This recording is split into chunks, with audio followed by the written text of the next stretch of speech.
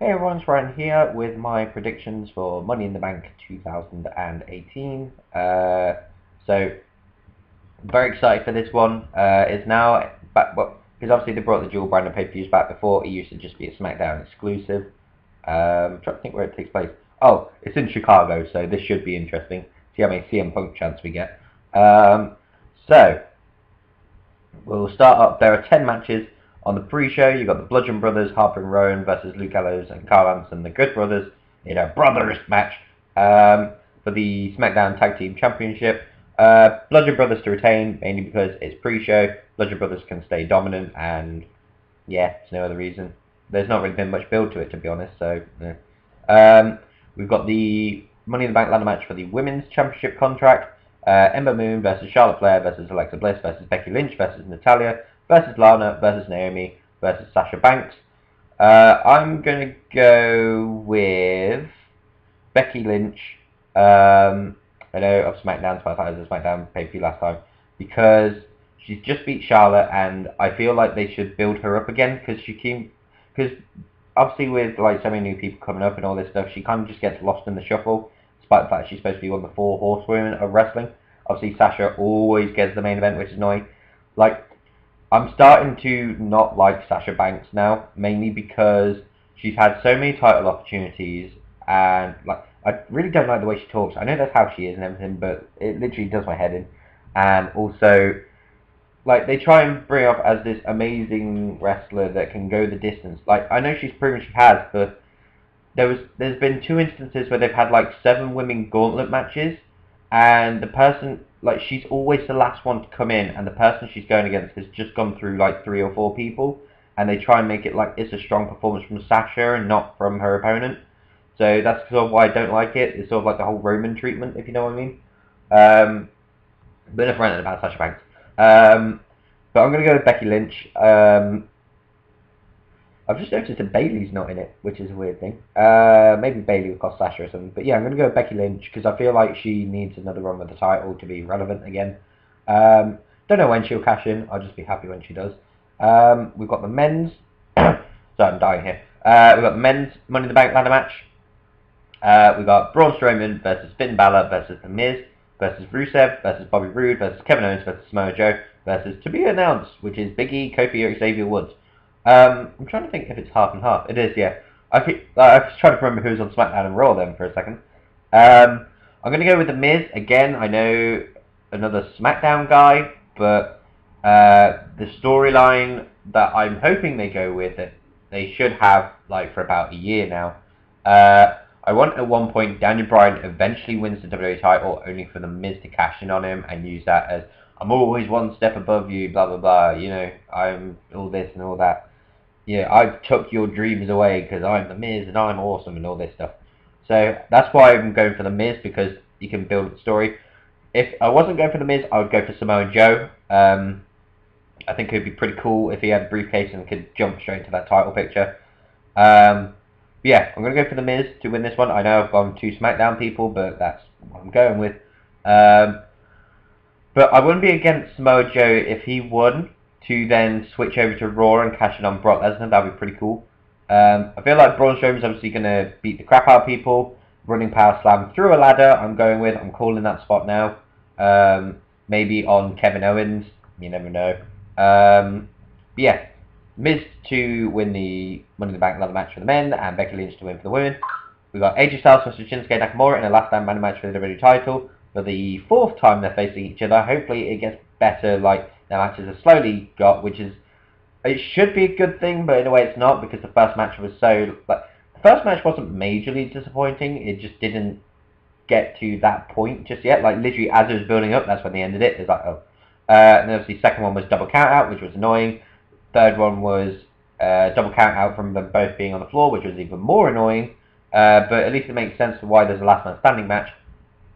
I'm going to go for Shinsuke to win. I know it's a Money in the Bank, but again, I wouldn't be against it. A lot of title changes have happened in Money in the Bank, and he's been using the whole dick punch thing for ages. I feel like he's literally just going to do dick punch after dick punch until AJ loses and can't get up anymore. That's what I'm going with. Nia Jax versus Ronda Rousey for the Raw Women's Championship. it's had a really strange build-up. It's gone from Nia Jax challenging Ronda going, oh no, I'm not at that point yet to go for the title. And then Charlotte egging it on, like, go on, you can do it. And that's basically how the title match came across. It wasn't even on a Raw, it was on like some fucking NBC event or something. So that's how weird it is. Then they had those two being all like friendly hoo-ha, whatever, and then Stephanie McMahon comes out, starts to stir the pot, saying, Nia's all this, whereas you're just this, Ronda.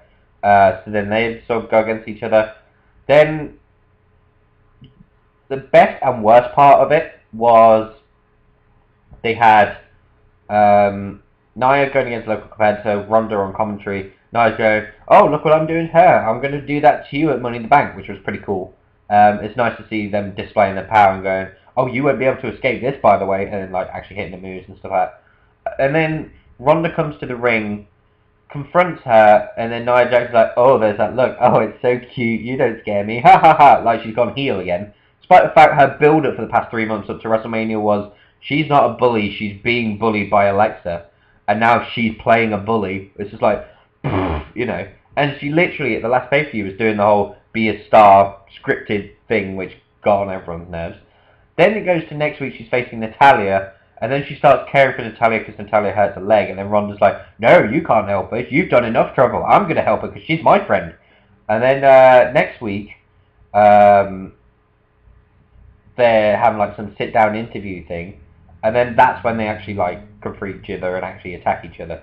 So it's a weird one. I'm going to go with Nia Jax to win. Maybe by count-out or something. I don't know if it'll be like a heelish move or something. But if they are turning Nia heel, they might as well get over with it. I think it's definitely too soon for Ronda to win the title. She's gone from the tag match at WrestleMania to this, and it is a bit quick, but you never know. But yeah, I'm going to go for Nia Jax to retain her Raw Women's Championship. Carmella versus Asuka, singles match for the SmackDown Women's Championship. The big rumour is James Ellsworth is coming back. I hope to God not in the Women's Money in the Bank, because as we know last year, that caused a lot of controversy, and I've never been so pissed off in my life at a wrestling event from when they did that. It was the first ever women's Money in the Bank ladder match to prove that women are capable of climbing ladders to become the briefcase. A man pulled it down for them, and that man was James Ellsworth for Carmella, and that's how fucking annoying it was. Like, I get it in previous matches, managers have gone up to almost get it, but they've never actually took it down. And the one time they do that is with a man for a woman's match. Can you see why I was pissed off? Anyway, I'm going to go with Carmella to retain. It won't be clean, because we cannot please, for the love of God, we had Carmella versus Charlotte, and somehow Carmella beat Charlotte clean, saying that Carmella is now better than Charlotte, despite the fact Charlotte is the one that ended Asuka's WrestleMania, undefeated streak at WrestleMania. Like, not undefeated at WrestleMania, I just mean like undefeated in general. She was undefeated for like 2 years, and then basically they make her lose at WrestleMania, and then a month later, Carmella just beats Charlotte clean, no problem. So if they do the same with Asuka, I don't know what's going on. But Asuka's obviously not this immortal woman anymore, so I feel like through nefarious means, Carmella's going to retain her title. Roman Reigns versus Jinder Mahal in the piss break chant CM Punk as much as you can match, with two people that no one really gives a shit about. It's weird that Jinder sort of got cheered, and there was a week where it looked like he was the sort of strong babyface, like, no, I have to get to my Money in the Bank qualifying match, but in fact Roman beat the shit out of me. And then Roman beats the shit out of him. And apparently we're supposed to cheer Roman Reigns for that. It's such a weird build-up for Roman Reigns. They're trying to build him as a sympathetic babyface, and now he's just like this whiny little bitch that complains that he gets a title match against Brock Lesnar for the 4th time. But yeah, I'm going to go Roman to win. Hopefully be like 5 minutes, get it over and done with, because I generally don't care for this feud. It's literally going to be, how many CM Punk chants can we get? And the most creative chants like Roman sucks, Roman can't wrestle, blah blah blah. Maybe even Jinder chants. Chants from Michael Cole and Corey Graves and maybe even Byron Saxton. Who knows? Yeah, I'm going to go Roman to win. Again, don't really care for this match. Another match that I don't care for. There are 3 matches I don't care for here. This is how bad it gets.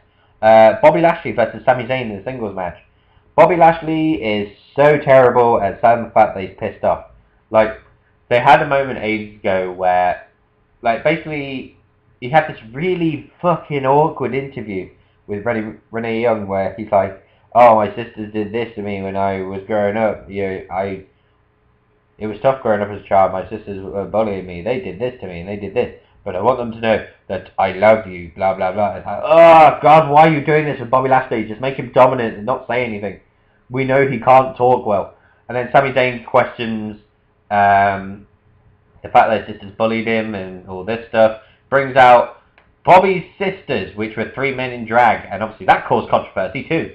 And then like the next week, they're going on. Bobby Lashley's been insulted about his valor in the army, his family, his blah blah blah. It's just coming out like, hey guys, guess what? I'm happy to be here. You know, it's like you're not selling it that well.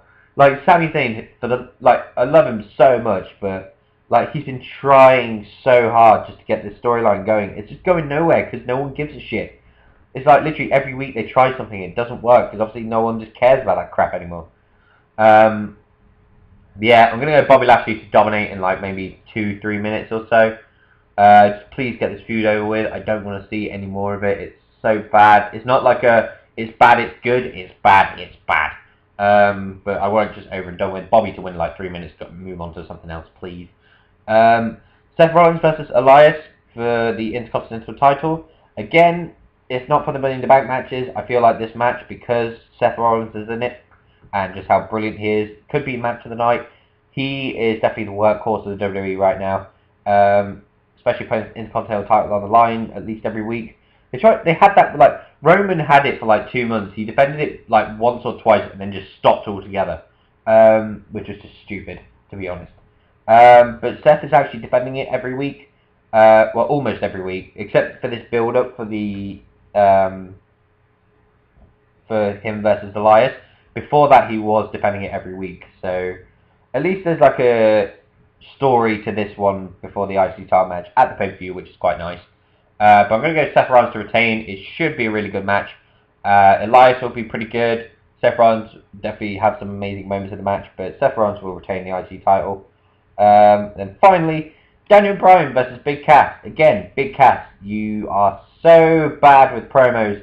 There's a reason you were with Enzo, and like Enzo was good at talking, crap at wrestling, whereas Enzo is crap at talking, crap at wrestling. Big Cass is crap at talking, crap at wrestling. But yeah, it's literally just, I'm the big man and you're a small man, that means I'm better than you. And it's just been like, they've not actually like confronted each other. They've just had like these little video things like every week. It just doesn't work at all, and I just don't care anymore. Especially after the last pay-per-view at Backlash where they had a match with each other. Obviously, Daniel Bryan won, Big Cass beat the shit out of him, and now he's trying to go, because I'm a big man, I can beat you, despite the fact, literally, you lost to Daniel Bryan by tapping out within 5 seconds of being put in a submission hold. I want Daniel to win again, just so this feud's over with. Again, it's another match I don't care for. So, this pay-per-view is going to be half and half. So, for my predictions, just a quick go over them. Bludgeon Brothers, Becky Lynch, The Miz, Shinsuke, Nia Jax, Carmella, Roman, Bobby, Seth, Daniel. Like I said, it's going to be half and half. There will be moments where I'm just like, I don't give a shit, please put it over with. I genuinely don't care anymore. And some of them I will literally be hooked into watching it. But those are my predictions. Let me know what you think your predictions are, and I shall hopefully see you in the next one.